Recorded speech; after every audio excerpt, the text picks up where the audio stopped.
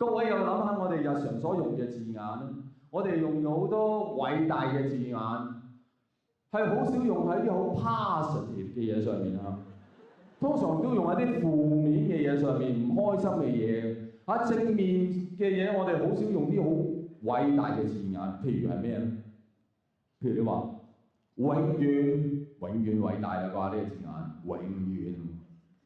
永遠加1年係咪永遠啊？諗爆你啦！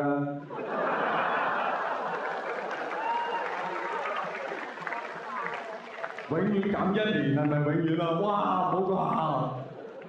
呢啲諗爆嘢你就係偉大㗎啦！有幾可你可以用到個永遠呢個字喺正面嘅嘢度？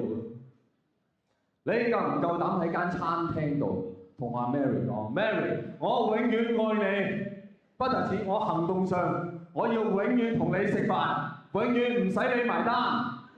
你講得出間餐廳唔使你埋單，真係送埋甜品俾你食添啊！你講唔出啦，係咪？你連阿 Mary， 你永遠請我食飯，我永遠俾貼士，你都講唔出，永遠好難用，係咪？好難，唔難，永遠淨係得你講晒㗎啦。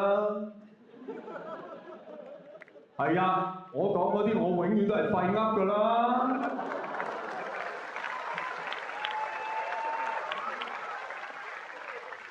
你又永遠顧住自己得㗎啦，係，我就永遠都錯，你就永遠都啱。